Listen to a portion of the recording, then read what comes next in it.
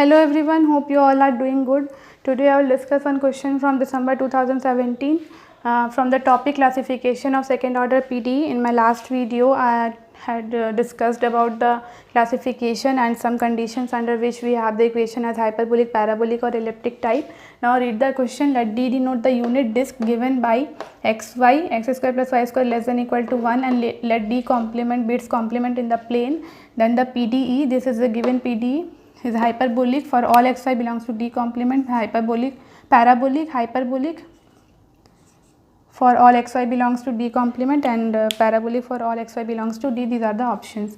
Now what I told you about the classification, suppose this is the form. I had discussed this theory in my previous video. I am just recalling some facts which I need to solve this question today. This is the general form of a second order PDE, and these are the conditions: x square minus 4rt greater than 0, hyperbolic, equal to 0, parabolic, and less than 0 is elliptic type of equation. These are the conditions, and the given region C, the D is given as xy, x square plus y square less than equal to 1. Means if we see geometrically, we see that it is a circle of radius 1, and the region x square plus y square less than equal to 1 is this region. Means the part inside of this and the circle itself. Means up to here we get the region as D, x square plus y square less than equal to 1, and what it is saying in the question, that D complement speeds is its complement in the plane. Means whatever region is lying outside this circle is nothing but D complement. Okay, यहाँ तक clear है? Geometrically हमने reason देख लिया, क्योंकि हमें इस question में जो भी दिया है ऑप्शंस हाइपरबोलिक, पैराबोलिक, हमें उस रीजन पे ही मेनली फोकस करना है, क्योंकि ऑप्शंस रीजन वाइज ही हम लोग देख पाएंगे.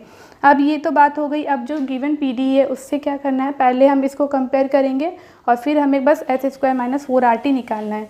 अब देखेंगे क्वेश्चन से, तो on comparing we get r as x square minus 1, s as 2y and t is minus 1. You can compare and find. Now find s square minus 4RT. Okay, इसकी value कितनी होगी? 4y square minus 4, x square minus 1 and this minus 1. From here we get x square plus y square minus 4. आप step by step करके देख लीजिएगा. ये finally मिला. तो अब जो देखने वाली बात है, ये कब पॉजिटिव, कब नेगेटिव और कब ज़ीरो होगा.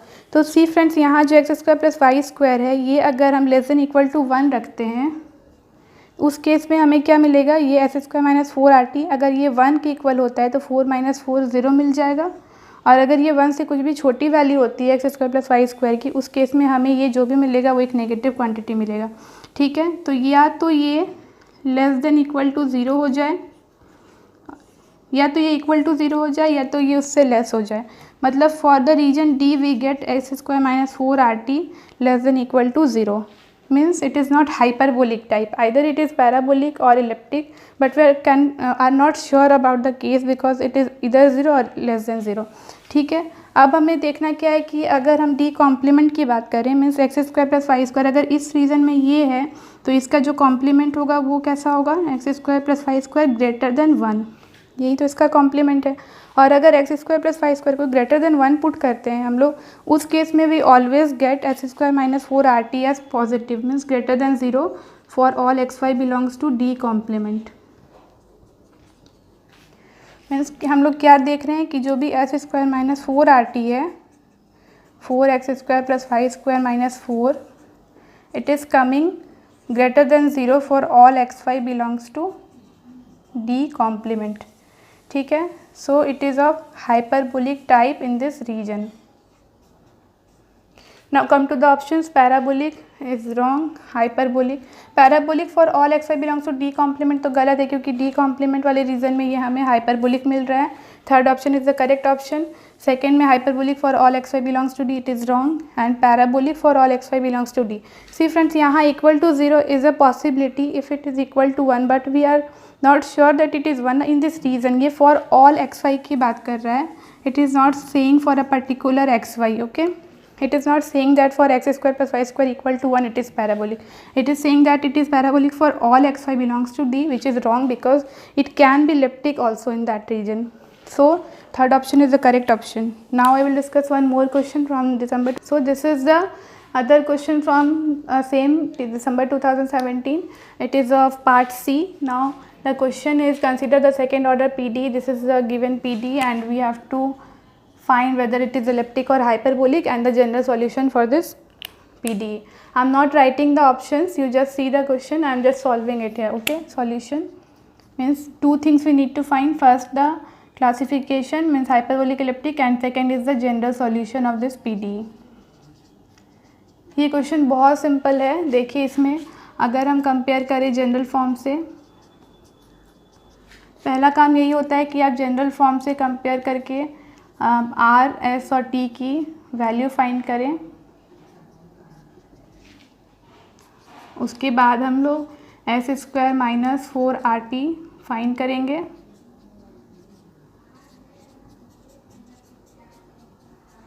Then minus 2 square minus 4 into 8 into minus 3, तो जो भी आएगा इट इज़ ग्रेटर देन 0. ठीक है. 4 plus 12 into 8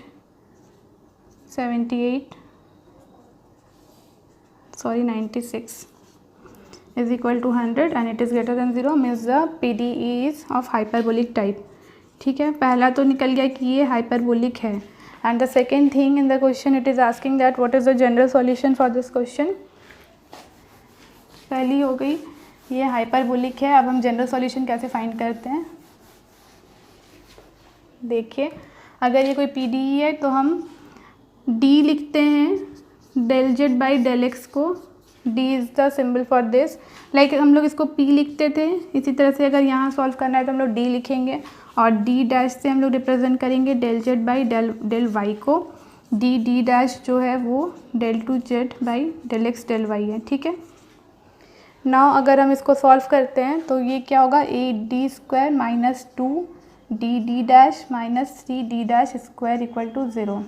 this is a quadratic in D. क्यों क्वाड्रेटिक इन D नहीं बोल सकते, क्योंकि D डैश का भी स्क्वायर है. The second thing we do with this PDE is put D is equal to M and D dash is equal to 1. 8M square minus 2M minus 3 equal to 0. I hope you all know this process to find the complementary function and the complete particular integral for a given PDE. means CF और PI आप निकालना जानते होंगे किसी भी PDE के लिए. ये तो बहुत सिंपल सा क्वेश्चन है. तो इसमें जब हम लोग सॉल्व करेंगे तो हमें M की वैल्यूज़ मिलेंगी -12 एंड 3/4 इसको सॉल्व करने के बाद. ओके. उसके बाद जो जनरल सॉल्यूशन है वो हम लोग कैसे लिखते हैं. सपोज M की वैल्यूज़ आ गई तो जो जनरल सॉल्यूशन होता है 5(1)y plus m1x plus 5(2)y plus m2x plus dot dot dot. This is the form of a general solution for a PD whose all the roots are distinct means M1 M2 are distinct.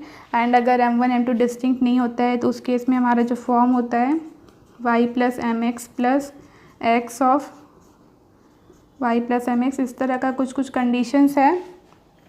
I hope you know that, इसलिए मैं discuss नहीं कर रही हूँ. I am just writing the solution. तो जब ये दो आपको मिले उस केस में आप इसको सॉल्यूशन को कैसे लिखेंगे. जो z है सॉल्यूशन, सॉरी ये z होगा ना, z is equal to 5(1)y plus m1x. z is the dependent variable. So in this case what see it f and g. तो y plus m1x, m1 is minus half, y minus half x plus g y plus 3/4 into x, where f and g are the arbitrary functions. This is the general solution for this PDE. इस case में we are 0 in the RHS, so we don't need to find the particular integral. PI जिसको बोलते हैं, इसके भी बहुत सारे forms हैं. Linear with constant coefficients, homogeneous, non homogeneous type. either they are in the breakable form or not. Depending on that you have to find the general solutions. PI के भी बहुत सारे फॉर्म होते हैं, PI निकालने के भी. तो वो मैं डिस्कस नहीं कर रही हूँ क्योंकि वो आपको आता होगा. अगर नहीं आता है तो आप बोलेंगे तो मैं डिस्कस कर दूँगी. But it is the general solution for this PD and it is of hyperbolic type.